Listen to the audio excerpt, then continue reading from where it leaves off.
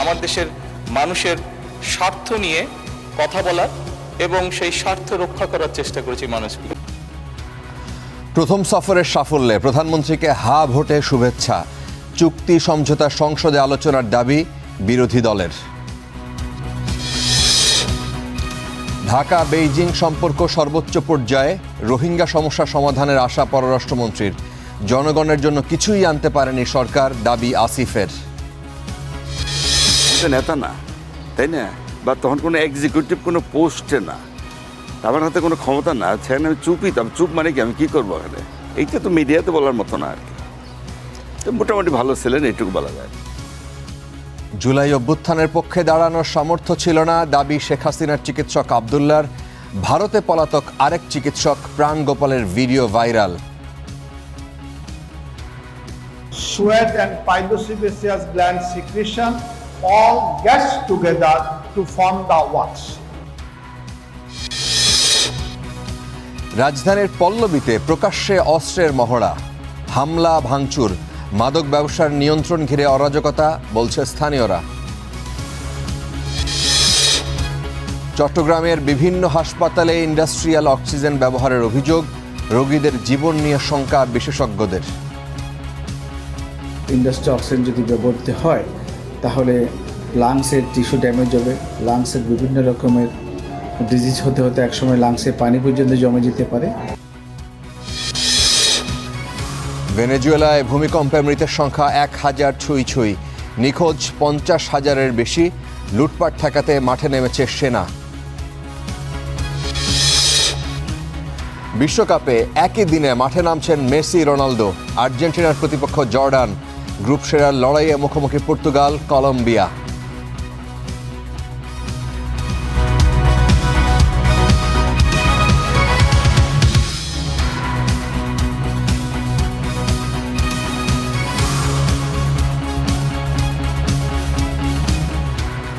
শুভেচ্ছা star news প্রাইমের সাথে আছি ফারাবি হাফিজ। শিরোনাম শুনছিলেন, এবারে পুরো খবর।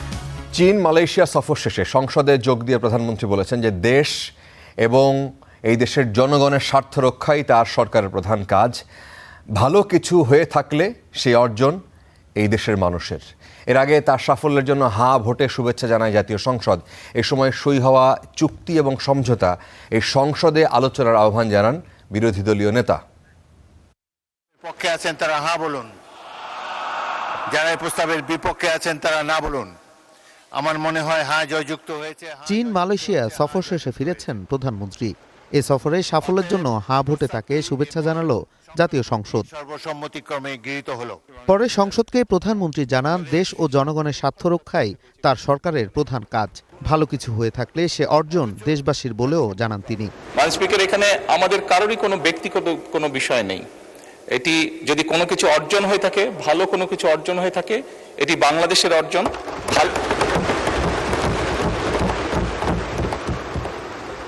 এই সফরের মাধ্যমে যদি দেশের মানুষের কোনো অর্জন হয়ে থাকে, সেটি এই দেশের মানুষের অর্জন। মাননীয় স্পিকার, এর আগে স্পিকার বলেন এই সফর দেশের পররাষ্ট্রনীতিতে নতুন দিগন্তের সূচনা করেছে। মালয়েশিয়া এবং চীন সফরটি পররাষ্ট্র নীতিতে এক নতুন দিগন্তের সূচনা করেছে।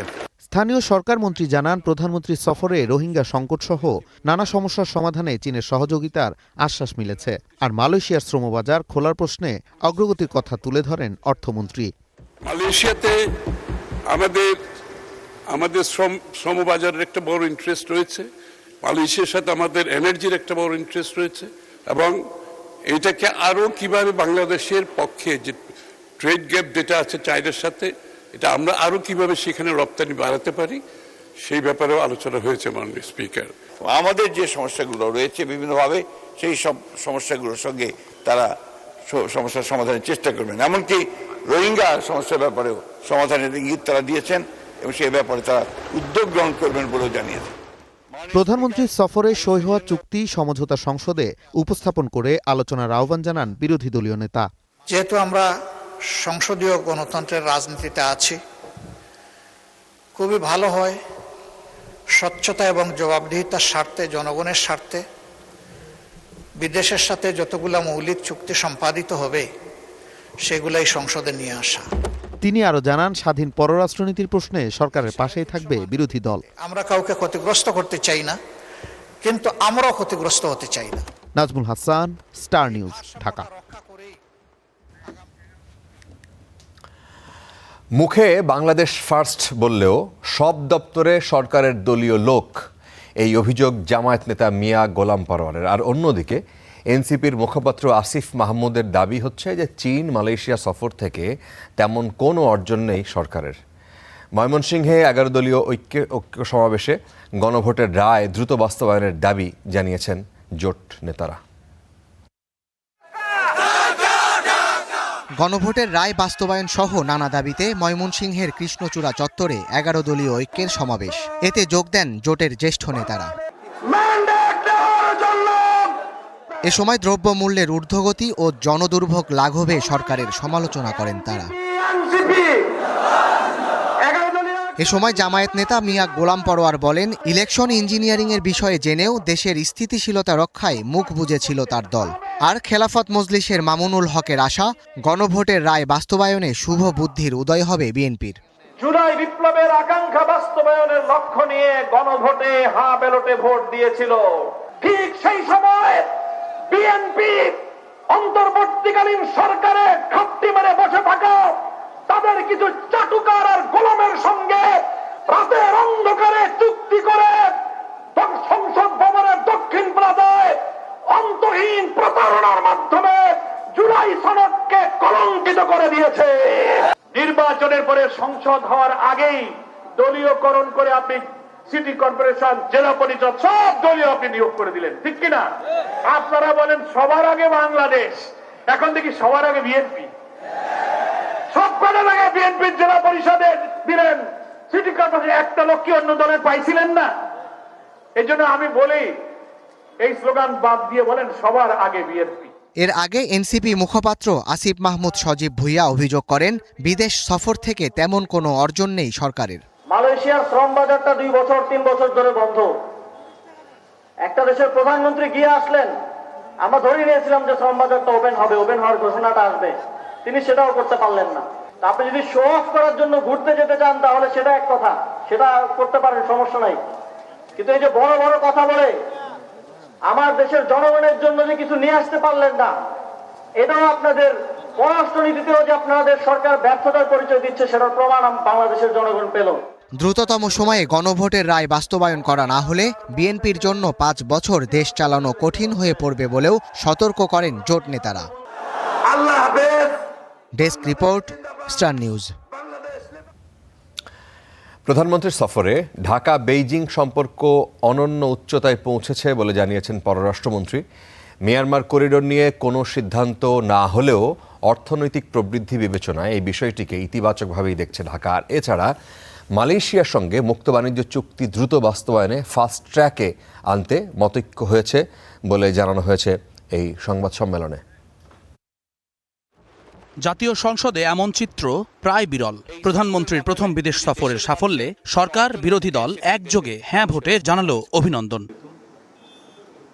তবে এই সফর শেষে আলোচনার কেন্দ্রে চীনের প্রস্তাবিত মিয়ানমার করিডোর। বিগত সময়ে জাতিসংঘের মানবিক করিডোর প্রশ্নে নানা সমালোচনা থাকলেও সেটির সঙ্গে একে মেলাতে নারাজ সরকার। পররাষ্ট্রমন্ত্রী বলছেন, অর্থনৈতিক প্রবৃদ্ধির স্বার্থে চীনের প্রস্তাবকে ইতিবাচকভাবে নিলেও এখনও হয়নি চূড়ান্ত সিদ্ধান্ত। কুনমিংয়ের সঙ্গে তাদের একটা স্থলপথে যোগাযোগ আছে। আপনারা যদি এই পত্র আমরা যদি ব্যবহার করতে পারি এবং চীনের যে অর্থনৈতিক অঞ্চল আছে বাংলাদেশে আমরা তৈরি করার সুযোগ দিয়েছি, সেখানে যদি কাঁচামাল বা পণ্য ইত্যাদি আমদানি রপ্তানি করতে পারি, সময়, time to market and cost, খরচ অনেক কমে যাবে এবং আপনার কম্পারেটিভ অ্যাডভান্টেজ অনেক বাড়বে। এইটা আমরা এক্সপ্লোর করছি, সিদ্ধান্ত তো অনেক পরের কথা, এটা আমরা এক্সপ্লোর করছি। আমাদের ইকোনমিক জোন ডেভেলপড হবে, ফ্যাক্টরি হবে, সেই পাশাপাশি আমরা লজিস্টিক্সটাও দেখবো। এগুলো তো সমন্বিত হবে। সরকার প্রধানের এই সফরে বেইজিং ঢাকাকে দ্বিপাক্ষিক সম্পর্কের সর্বোচ্চ মর্যাদা দিয়েছে বলে জানান পররাষ্ট্র উপদেষ্টা। এর আগে মালয়েশিয়া সফর প্রসঙ্গে খলিলুর রহমান জানান, মুক্ত বাণিজ্য চুক্তি দ্রুত বাস্তবায়নে সম্মত হয়েছেন দুই সরকার প্রধান। শ্রমবাজার, হালাল কমিউনিটি, আসিয়ান ও রোহিঙ্গা ইস্যুতেও হয়েছে ইতিবাচক আলোচনা। এছাড়া চীনের কমিউনিস্ট পার্টির সঙ্গে বিএনপির রাজনৈতিক সমঝোতা স্মারক সইকেও বড় অর্জন হিসেবে দেখছেন প্রধানমন্ত্রীর উপদেষ্টা। জুম্মান সাদিক, জ্যাভলিন, স্টার নিউজ, ঢাকা। এদিকে বাণিজ্য ঘাটতি কমাতে চীনা বিনিয়োগ আকর্ষণে কাজ করছে সরকার, জানিয়েছেন বাণিজ্য মন্ত্রী। তিনি বলেছেন যে মিয়ানমার করিডোর চালু হলে একদিনেই কুনমিং যাবে বাংলাদেশি পণ্য। আজকে সিলেটে এক কর্মশালায় এইসব কথা বলেছেন তিনি।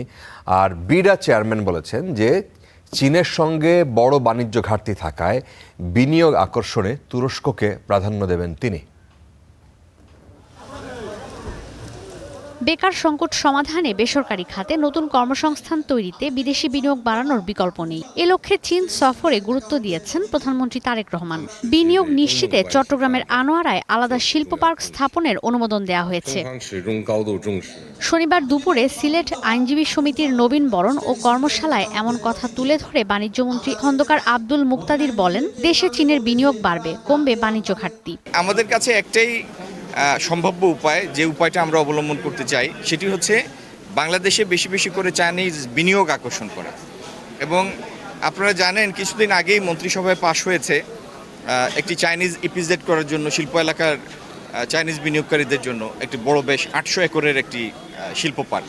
যদিও বাণিজ্যমন্ত্রীর এমন আশাবাদের সঙ্গে একমত নন বিডা চেয়ারম্যান। তার মতে চীনের সঙ্গে বড় বাণিজ্য ঘাটতি থাকায় বিনিয়োগ বাড়াতে তুরস্ককে অগ্রাধিকার দেওয়া উচিত। ব্যবসা করার সব ধরনের সমস্যা আমাদের প্রথমত সলিউশন আছে, আর দ্বিতীয়ত হচ্ছে যে সলিউশন আমরা করতে পারবো। খুবই কমপ্লেক্স একটা এনভায়রনমেন্টে আমরা অপারেট করি বাংলাদেশের ব্যবসার পরিস্থিতিটা এত জটিল করা হয়েছে, এটাকে খুবই একটা কঠিন একটা জটের মতো, এটাকে ছুটাতে একটু একটু একটু করে আসলে আমাদেরকে আনরেবল করতে হবে। এদিকে ঢাকায় বিজিএমইএ ভবনে আয়োজিত এক অনুষ্ঠানে বাণিজ্যমন্ত্রী জানান, 1 বছরের মধ্যে গ্যাসের সংকট অনেকটাই কমে আসবে। Adopt some crash program to dramatically increase the supply of LNG to the existing factories. And if we are making a feasibility study in this regard, if it succeeds, I can assure you, if it succeeds, we'll see a huge turnaround within a year time. এ সময় মন্ত্রী জানান, বিভিন্ন ধরনের licence পেতে ব্যবসায়ীদের যে দুর্ভোগ হয় তা কমানোর চেষ্টা করছে সরকার। Help him go take the return ticket back home. Ishita Brahma, star news. July অভ্যুত্থানে ফ্যাসিবাদের বিরুদ্ধে দাঁড়ানোর সামর্থ্য ছিল না বলে দাবি করেছেন শেখ হাসিনার ব্যক্তিগত চিকিৎসক অধ্যাপক ডক্টর এবিএম আব্দুল্লাহ। তিনি বলেছেন যে তিনি একজন অরাজনৈতিক ব্যক্তি। তিনি জানিয়েছেন, জুলাইতে হাজারো ছাত্র জনতাকে হত্যা করা হলেও বিষয়টি নিয়ে তেমন কোনো ভাবান্তর ছিল না শেখ হাসিনার ভেতরে। জিসান আহমেদ তার ইন্টারভিউ করেছেন।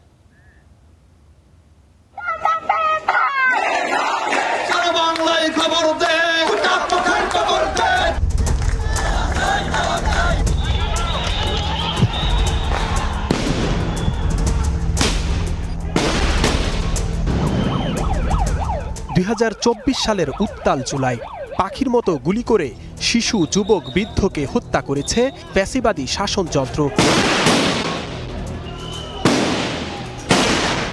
সেই ফ্যাসিবাদী শাসনের মূল কর্তা শেখ হাসিনার চিকিৎসক ছিলেন ডাক্তার এবিএম আব্দুল্লাহ।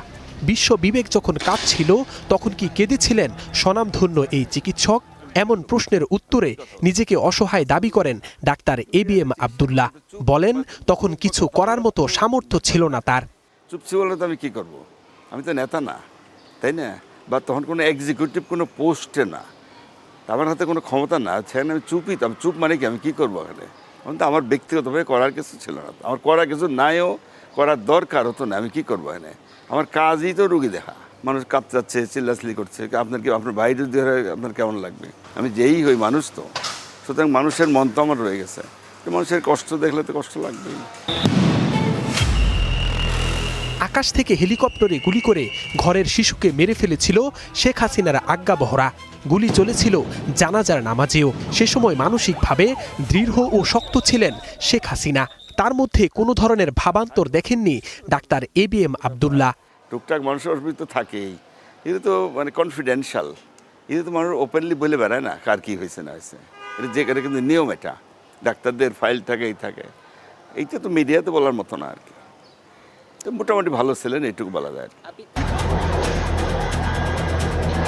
উত্তাল জুলাইয়ে সেনাবাহিনী, বিজিবি, পুলিশ সহ সব বাহিনীর প্রধানদের সঙ্গেই আলাপ করতেন তৎকালীন সরকার প্রধান শেখ হাসিনা। ডাক্তার ABM আব্দুল্লাহ দাবি করেন সেসব আলোচনায় যুক্ত হননি। নিজেকে একজন অরাজনৈতিক মানুষ মনে করেন তিনি। রাজনৈতিক কথাবার্তা আলোচনা যখন বিভিন্ন জনের সাথে আমি দেখছি, কিন্তু আমি তো সেখানে যোগদান করতাম না, করা উচিত ছিল না বা আমার পারমিশনও ছিল না। কেন যাই আমি কী করবো, এটা আমার ব্যাপার না। উনি ওনার মন্ত্রী, মিনিস্টার বা যে অনেক সময় আর্মি বলেন, বিজিবি বলেন বা পুলিশ, মানে অফিসারদের সঙ্গে উনি কিন্তু কথাবার্তা বলেন, ওনার ব্যাপার সেটা। সেখানে আমি শুনিও না, ইন্টারফেয়ারও করি না, আমি যাই নাই তো কাছে। আমার কাজ তো ওইটা না, আমি আমার কাজের মধ্যে নিজেকে সীমাবদ্ধ রাখতাম। ইমিরিটাস অধ্যাপক পদ বাতিল নিয়ে ক্ষোভও জানান শেখ হাসিনাকে চিকিৎসা দেয়া এই বিশেষজ্ঞ চিকিৎসক। একে অন্যায় বলে দাবি করেন তিনি। কিন্তু কাজটা আমি মনে করি যে অন্যায় করা ঠিক হয়নি, আমার প্রতি অবিচার করছে বলে আমার মনে হচ্ছে আর কি। Zisan Ahmed, Star News, Dhaka. এদিকে শেখ হাসিনার আরেক চিকিৎসক পলাতক ডাক্তার প্রাণগোপাল দত্তের একটি ভিডিও ভাইরাল হয়েছে সামাজিক যোগাযোগ মাধ্যমে। ওই ভিডিওতে দেখা যাচ্ছে যে ডাক্তার প্রাণগোপাল ভারতের একটি মেডিকেল কলেজে তিনি পাঠ দান করছেন। ভিডিও প্রকাশের থেকেই শুরু হয়েছে নতুন করে নানান রকমের আলোচনা সমালোচনা। Composition of works. দীর্ঘ আড়ালে থাকার পর এবার ভারতের একটি মেডিকেল কলেজের শ্রেণীকক্ষে দেখা গেল আওয়ামী লীগ সরকারের সাবেক সংসদ সদস্য অধ্যাপক ডাক্তার প্রাণগোপাল দত্তকে। তার পাঠদানরত একটি ইউটিউব ভিডিওকে ঘিরে নতুন করে শুরু হয়েছে আলোচনা সমালোচনা। ত্রিপুরার শান্তিনিকেতন মেডিকেল কলেজের ইউটিউব চ্যানেলে প্রকাশিত একাধিক ভিডিওতে দেখা যায় শিক্ষার্থীদের ক্লাস নিচ্ছেন ডাক্তার প্রাণগোপাল দত্ত। শ্রেণীকক্ষের ডিজিটাল বোর্ডে চিকিৎসা বিজ্ঞানের বিভিন্ন বিষয় উপস্থাপন করে তিনি নাক কান গলা বা ENT বিষয়ে পাঠদান করছেন, এমন চিত্রই দেখা গেল। গত 5 আগস্ট ছাত্র জনতার গণ অভ্যুত্থানে শেখ হাসিনা সরকারের পতনের পর প্রাণগোপাল দত্ত আত্মগোপনে চলে যান। দীর্ঘদিন তার অবস্থান নিয়ে নানা জল্পনা কল্পনা থাকলেও সম্প্রতি প্রকাশিত এই ভিডিওগুলোতে তাকে ভারতে অবস্থান করতে দেখা যায়। Sadia Tasnim, star news.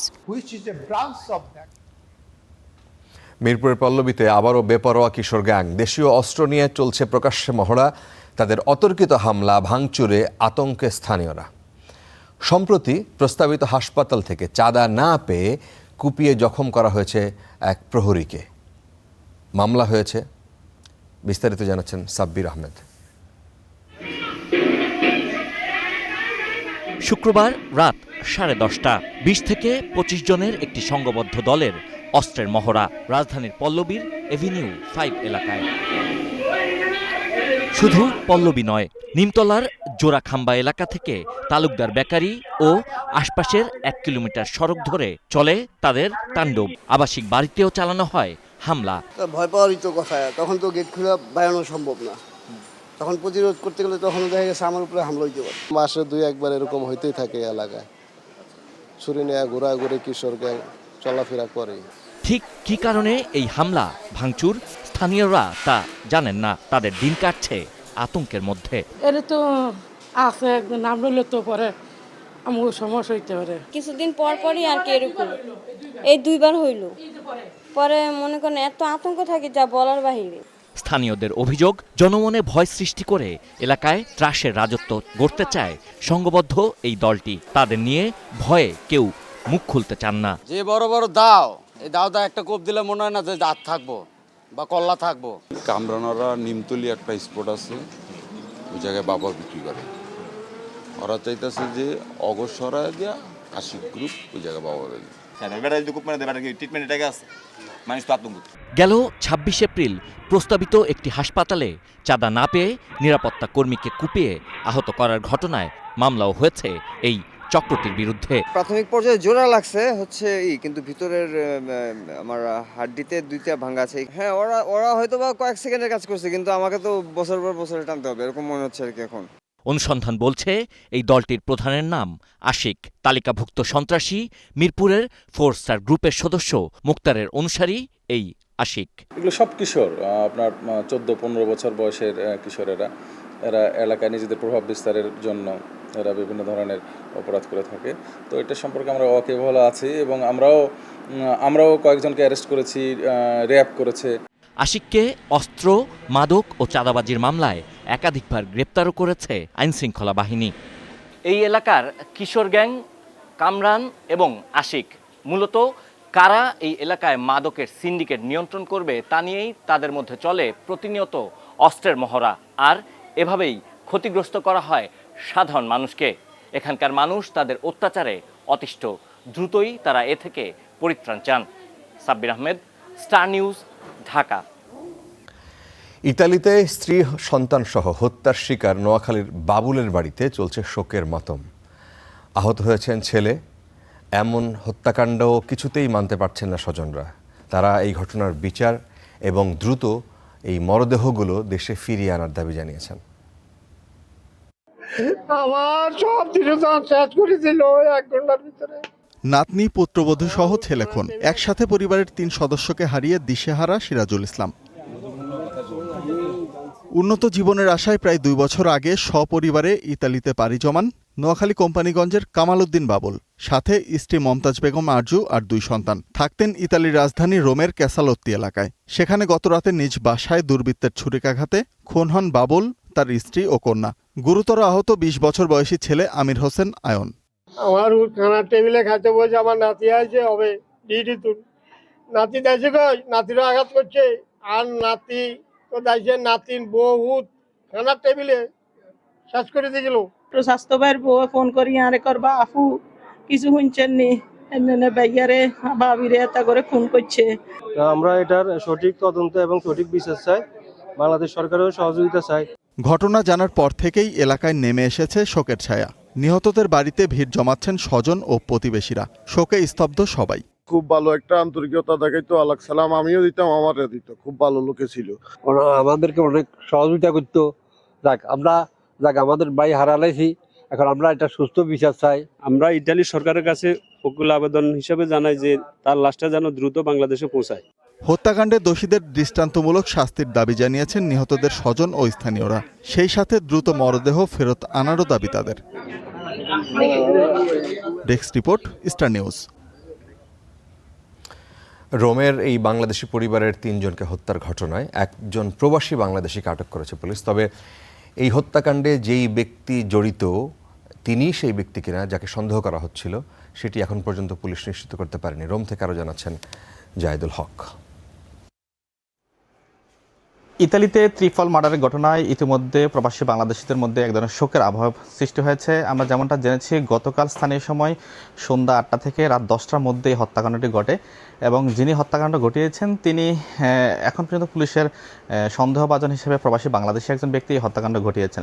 হত্যাকাণ্ডের বিবরণ যদি আমরা একটু বলি, হত্যাকাণ্ড ঘটানোর পরে কিন্তু এই যে হত্যাকাণ্ড ঘটনার শিকার হয়েছেন তিনি, তার এক ছেলে, তিনি বাইরে ছিলেন। বাইরে থেকে এসে তিনি দেখতে পান যে একজন হত্যাকারী তার এই মা বাবার যে মরদেহ সেটা লুকানোর চেষ্টা করছেন এবং রক্তাক্ত যে পরিবেশ ছিল সেটাকে লুকানোর চেষ্টা করছিলেন।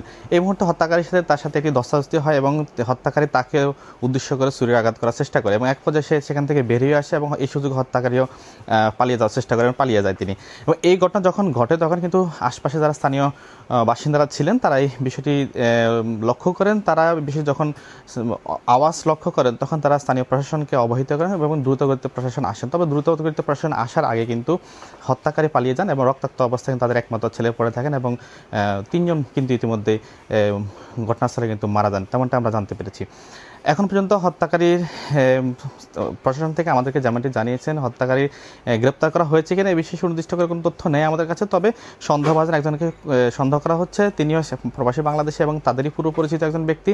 আমরা যতটুকু জানতে পেরেছি তার নাম হচ্ছে শাহাদাত। আর যারা হত্যাকাণ্ডের শিকার হয়েছেন তাদের গ্রামের বাড়ি নোয়াখালী জেলার কোম্পানিগঞ্জ থানাধীন কোম্পানিগঞ্জ উপজেলা তারা, এবং একই এলাকারই বাসিন্দা সেই হত্যাকারী, এমনটা আমরা জানতে পেরেছি, যিনি সন্দেহভাজন হত্যাকারী হিসেবে আমরা এখন পর্যন্ত জানতে পেরেছি।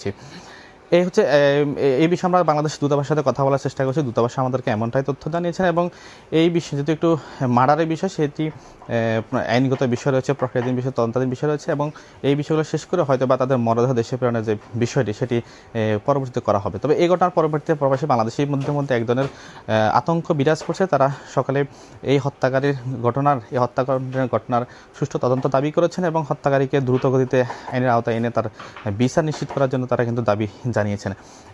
আমাদের কাছে এই বিষয়ে এবং এখন পর্যন্ত তাদের যে ছেলে সে কিন্তু এখন পর্যন্ত বেঁচে আছে এবং যতটুকু আমরা জানতে পেরেছি হসপিটাল সূত্রে এবং স্থানীয় প্রশাসন সূত্রে তারা আমাদেরকে জানিয়েছেন যে সে এখন পর্যন্ত শঙ্কামুক্ত আছেন এবং তাকে পুলিশি হেফাজতে নিয়ন্ত্রণে রাখা হয়েছে যেন কোনো অবস্থায় যেন তার কাছ থেকে হয়তো পরবর্তীতে বিভিন্ন তথ্য পুলিশ সংগ্রহ করবে এবং কাউকে কিন্তু তার সাথে যোগাযোগ করার কোনো সুযোগ দিচ্ছে না স্থানীয় প্রশাসন। এই ছিল আমার কাছে ইতালির রাজধানী রোমের হত্যাকাণ্ডের ঘটনার সর্বশেষ তথ্য। জাহিদুল হক জানাচ্ছিলেন। তাজিয়া মিছিলের ডুলির রশি ধরাকে কেন্দ্র করে হত্যা করা হয় জাকির হোসেন নামের এক পরিচ্ছন্ন কর্মীকে। মিছিল চলাকালে একদল যুবকের সঙ্গে কথা কাটাকাটি হয় তার। পরে বাংলাবাজার এলাকায় জাকিরকে একা পেয়ে ঘিরে ধরে ওই দুর্বৃত্তরা। ধারালো অস্ত্র দিয়ে আঘাত করে তারা পালিয়ে যায়। এই ঘটনায় 4 জনকে গ্রেফতার করেছে পুলিশ। বাকিদের ধরতে তারা অভিযান চালাচ্ছে। এই আর্তনাদ সন্তানহারা মায়ের। আমার বুক খালি করছে, আমার পোলার মায়ের আপনারা বিচার চাই।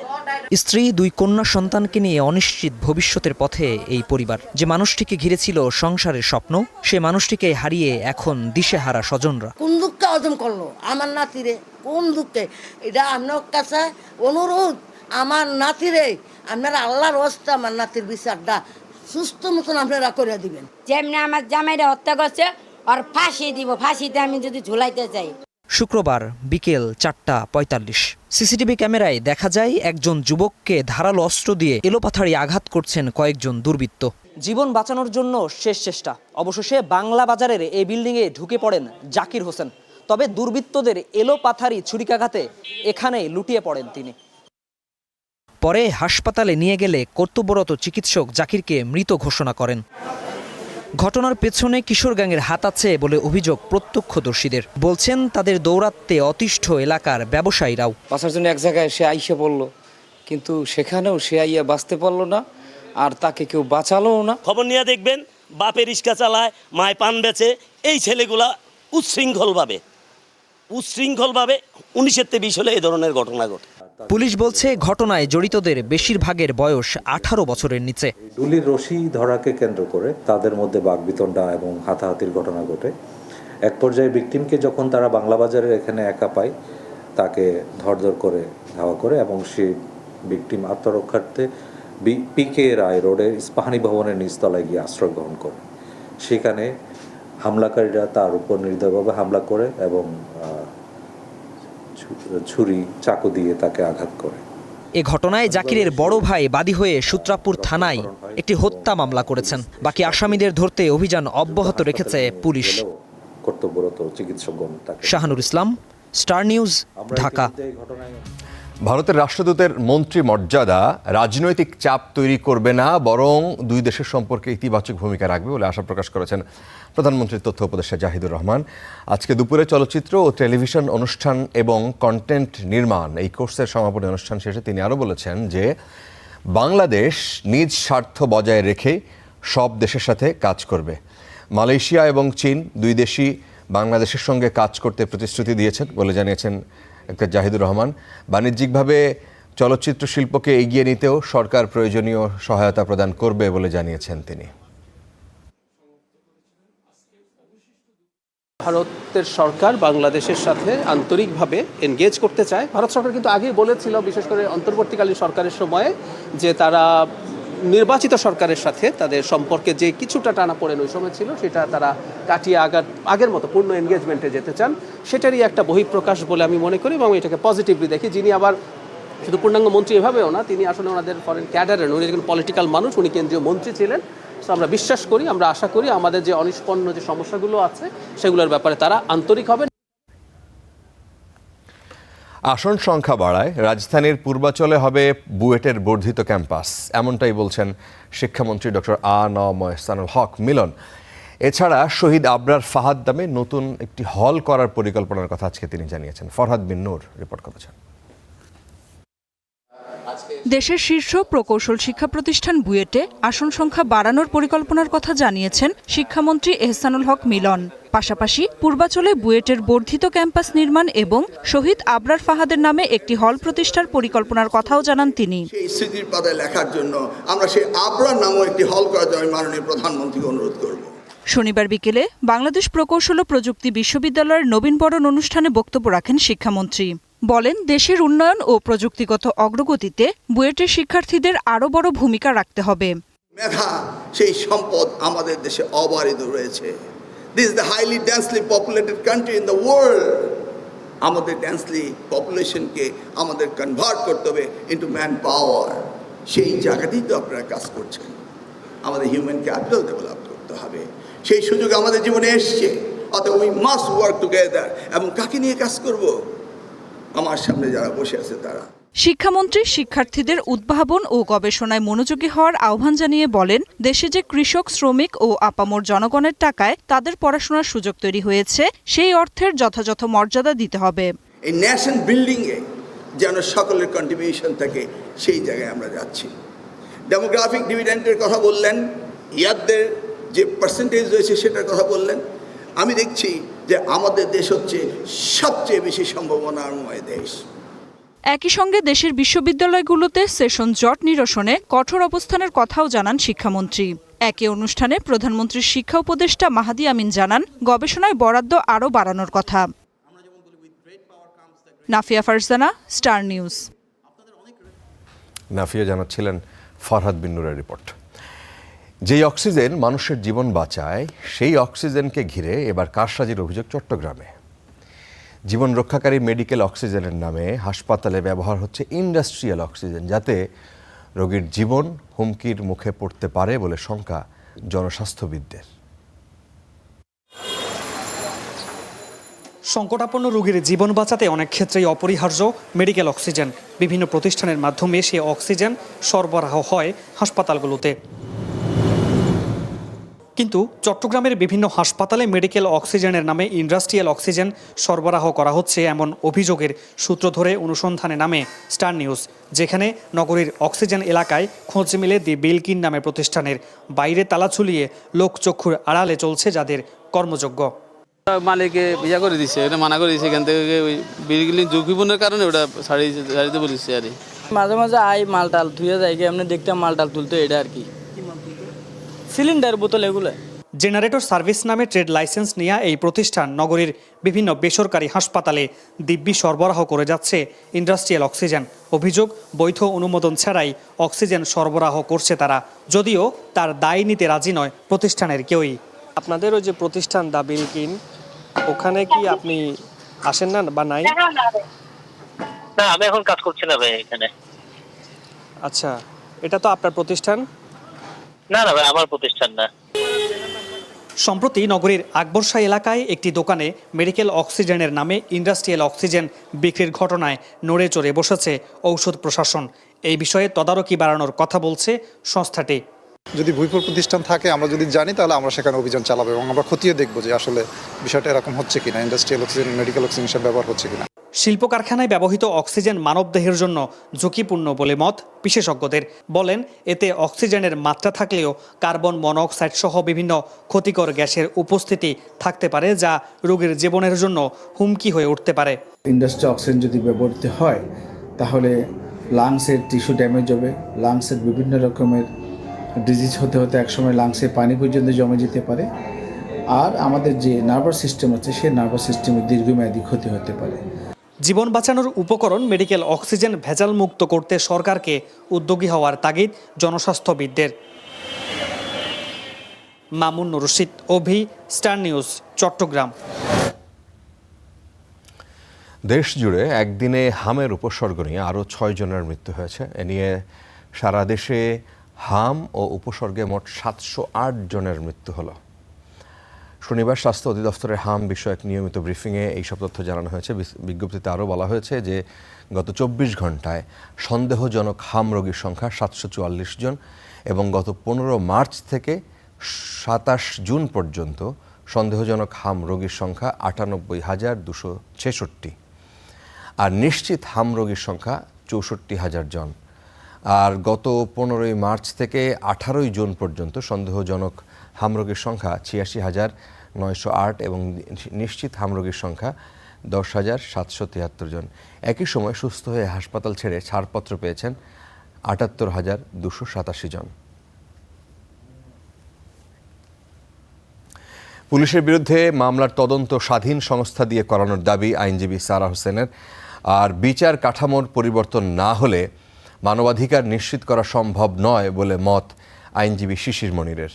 পরে এই প্রসঙ্গে এমপি সানজিদা ইসলাম তুলি জানিয়েছেন যে মানবাধিকার সমুন্নতে হচ্ছে সংসদীয় কমিটি। বিশ্ব সাহিত্য কেন্দ্রে হিউম্যান রাইটস সাপোর্ট সোসাইটির সম্মেলনে তারা কথা বলেছেন। চোখ থেকে ব্যাকা করে তাকাচ্ছি, কিন্তু হাত তুলে যে ভাইয়ার বুকের মধ্যে একটু সান্ত্বনা দিব, বাট ভাই আমাকে একটু সান্ত্বনা দিবে এমন কোনো শক্তি আমাদের মাঝখানে ছিল না। পরে আমরা পানি চাচ্ছি, আমাদের মুখে থুতু দিচ্ছে, এমন অমানুষ নির্যাতন তারা আমাদের প্রতি করেছে। রাষ্ট্রীয় নিপীড়নের জীবন্ত দুই সাক্ষী সাতক্ষীরার রুহুল আমিন ও রাজধানীর পল্লবীর ইমতিয়াজ হোসেন রকি। নোয়াল ঢাকায় দিয়ে সরকার নোয়াল ঢাকায় দিয়ে গুম হত্যার হাত থেকে কিভাবে ফিরেছেন দিলেন সে বর্ণনা। একদিকে জানাজা গেছে কবরস্থানে, আর একদিকে আমি গিয়েছি হাসপাতালে।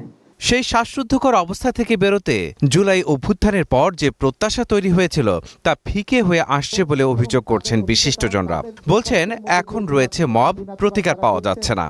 এই প্র্যাকটিস, এই কালচারগুলো বন্ধ করতে হবে। এইটা বন্ধ করার জন্য আমাদেরকে যতটুকু এগিয়ে আসার দরকার, যতটুকু কাজ যদি বাড়ানো দরকার লাগে, আমাদেরকে আসলে সেইভাবে কাজ করতে হবে। আমরা জানি যে বাংলাদেশের এই মানবাধিকার রক্ষার জন্য একটা শক্ত মানবাধিকার কমিশন দরকার, এক বিচার বিভাগের স্বাধীনতা দরকার, এবং আমরা আরও মনে করি যে সংবাদ মাধ্যমগুলোর যেই মত প্রকাশের স্বাধীনতা, সেগুলো দরকার, তাহলে সত্যগুলো সামনে চলে আসবে।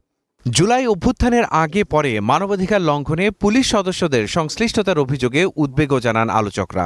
বলেন আইনের দুর্বলতায় রাষ্ট্রীয় নিপীড়নে তদন্তের দায়িত্ব আইন শৃঙ্খলা বাহিনীকে দেয়া হচ্ছে, এতে পরিস্থিতি হচ্ছে আরও ভয়াবহ। পুলিশের বিরুদ্ধে বা নির্বাহী বা নিরাপত্তা বাহিনীর বিরুদ্ধে আপনি মামলা করবেন, সেখানে কি নির্ভর করবেন যে তারা নিজে এসে মামলা করবে? আমরা কি ওই পর্যায়ে পৌঁছেছি বাংলাদেশে? যা শুনেছেন তাতে তো আপনার কাছে মনে হয় পরিষ্কার যে সেটা তো আমাদের অবস্থান না, আপনাদের নিজেদের কাজ থেকেও জানেন। কিন্তু এই সিস্টেম যদি স্মুথ, ট্রান্সপারেন্ট, কুইক, অ্যাকাউন্টেবল ব্যবস্থা তৈরি করা না যায়, তাহলে মিটিং মিছিল করে আর স্বপ্ন দেখে শেষ পর্যন্ত ঘোড়ার ডিম ছাড়া আর কিছুই কপালে জুটবে না। বিগত সময়ে আইন শৃঙ্খলা বহির্ভূত সব কর্মকাণ্ডের তদন্ত দাবি করে জড়িতদের বিচারের মুখোমুখি করতে সরকারের প্রতি আহ্বানও জানান বক্তারা। মাহাদি হাসান, স্টার নিউজ, ঢাকা। ছোট ছোট দোকানের উপর ভ্যাট প্রস্তাবের বিপক্ষে দোকান মালিক সমিতি। বাজেট পাশের আগেই এই সংক্রান্ত আইন বাতিল করার দাবি জানিয়েছে সংগঠনটি। আজকে মগবাজারে আয়োজিত এক সংবাদ সম্মেলনে এই দাবি জানানো হয়েছে। এইসব প্রতিষ্ঠানকে ভ্যাট ট্যাক্সের আওতার বাইরে রাখার পাশাপাশি কর আহরণে ডিজিটাল ব্যবস্থা জোরদার করার পরামর্শ দিয়েছে দোকান মালিক সমিতি। রাজস্ব আয়ের লক্ষ্যমাত্রা অর্জন করতে নতুন অর্থ বছরের জন্য মুদি দোকান, পোশাকের দোকান, বিউটি পার্লার, প্রসাধনী, কনফেকশনারি কিংবা ইলেকট্রনিক্স পণ্য বিক্রির দোকান সহ 17 ধরনের ব্যবসা খাতকে সুনির্দিষ্ট ভ্যাটের আওতায় আনার কথা বলেছেন অর্থমন্ত্রী। দোকান মালিক সমিতি মনে করে প্রান্তিক এসব ব্যবসায়ীদের কাছ থেকে কর আদায়ের সক্ষমতা সরকারের নেই। শনিবার সকালে মগবাজারে সংগঠনটির কার্যালয়ে আয়োজিত সংবাদ সম্মেলনে এমন কথা বলেন সমিতির নেতারা। এই গভর্নমেন্টের কিন্তু এই সক্ষমতা নেই যে আপনার 1 কোটি এই প্রান্তিক এবং ক্ষুদ্র ব্যবসায়ীদের কাছ থেকে কর আদায়ের এই সক্ষমতা কিন্তু সরকারের এখন নেই। যে পরিমাণ কষ্ট হবে কর আদায় করার জন্য, তার সে পরিমাণ কর আদায় করতেও পারবে না। এ সময় তারা বলেন ছোট ব্যবসায়ীদের আয় অত্যন্ত সীমিত, তাদের ওপর করের বোঝা চাপানো উচিত হবে না। উল্লেখ করে সিদ্ধান্ত বাতিলের দাবি জানানো হয়। মাননীয় অর্থমন্ত্রী ক্ষুদ্র ব্যবসায়ীরা কিভাবে ভোক্তার নিকট থেকে ভ্যাট এবং কর আদায় করবে তা আমাদের বোধগম্য নয়। আর এখানে কতই বা রাজস্ব আদায় হবে, তার সঠিক পরিসংখ্যান কি জাতীয় রাজস্ব বোর্ডের কাছে আছে? দোকান মালিক সমিতির নেতারা বলেন এনবিআর যদি অটোমেশন প্রক্রিয়া পুরোপুরি চালু করতে পারে তাহলে জনগণ ভ্যাট দিতে আগ্রহী হবে। Afroza Lamia, Star News, Dhaka. প্রলয়ঙ্কারী ভূমিকম্পের পর ভেনেজুয়েলায় বাড়ছে মৃত্যুর মিছিল। সময় যত গড়াচ্ছে ততই বাড়ছে নিহতের সংখ্যা। এখন পর্যন্ত যে হিসেব দেখা যাচ্ছে, মৃতের সংখ্যা 920 জনের মরদেহ এখন পর্যন্ত উদ্ধার করা হয়েছে। রাজধানী কারাকাস এবং উত্তরাঞ্চলীয় শহরগুলোতে এখনও নিখোঁজ অন্তত 50,000 বলা হচ্ছে। সময় যত গড়াচ্ছে ক্ষীণ হয়ে আসছে তাদের জীবিত উদ্ধার করার সম্ভাবনা। ভেনেজুয়েলার ইতিহাসে অন্যতম ভয়াবহ ভূমিকম্পে পুরো কারাকাস অঞ্চলে এখন শুধুই স্বজন হারানোর আর্তনাদ। 7.2 মাত্রার প্রথম ধাক্কা সামলে ওঠার আগেই ফের আধা মিনিটের ব্যবধানে আরও শক্তিশালী 7.5 মাত্রার কম্পনে মুহূর্তেই ধুলোয় মিশে যায় শত শত বহুতল ভবন। সন্ধ্যা 6টার দিকে আমি খুব বিকট শব্দ শুনতে পাই। হঠাৎ সবকিছু এক পাশ থেকে অন্য পাশে দুলতে শুরু করে। এটি অত্যন্ত তীব্র এক ঝাঁকুনি ছিল। আমরা এর আগে কখনো এমন পরিস্থিতির মুখোমুখি হইনি। হতাহতের সংখ্যা বেড়ে চলেছে ক্রমেই। নিখোঁজ রয়েছেন অনেকেই। প্রাণে বাঁচতে কারাকাসের বাসিন্দা ও প্রতিবেশীরা ঘর ছেড়ে ঠাঁই নিয়েছেন খোলা আকাশের নিচে, পার্ক ও রাস্তায়। আন্তর্জাতিক দাতব্য সংস্থা অক্সফাম সতর্ক করে জানিয়েছে, এই ব্যাপক ধ্বংসযজ্ঞ ভেনেজুয়েলার চলমান অর্থনৈতিক ও মানবিক সংকটকে আরও কয়েক গুণ বাড়িয়ে দিতে পারে। এদিকে মার্কিন প্রশাসন ভেনেজুয়েলায় উদ্ধার কাজের জন্য বিশেষ দল ও সামরিক সরঞ্জাম পাঠিয়েছে। একই সাথে ক্ষতিগ্রস্তদের সহায়তায় $20 কোটি বেশি আর্থিক সাহায্য তহবিল ঘোষণা করেছে ওয়াশিংটন। যুক্তরাষ্ট্র ভেনেজুয়েলাকে সাহায্য করতে প্রস্তুত। আমি আমাদের সরকারের সব সংস্থাকে দ্রুত পদক্ষেপ নিতে নির্দেশ দিয়েছি। আমরা আমাদের বন্ধুদের পাশে থাকব। শুধু যুক্তরাষ্ট্রে নয়, শোক জানিয়েছেন বিভিন্ন রাষ্ট্রপ্রধান। এরই মধ্যে ভেনেজুয়েলার পাশে দাঁড়িয়েছে জাতিসংঘ। যুক্তরাজ্য, কাতার, ব্রাজিল, মেক্সিকো, চিলি, চীন ও রাশিয়া সহ বিশ্বের বহু দেশ ইতিমধ্যেই জরুরি অর্থ ও উদ্ধার কাজে লজিস্টিক সহায়তা দেওয়ার ঘোষণা দিয়েছে। ইস্তিহাদুল মাহমুদ, স্টার নিউজ।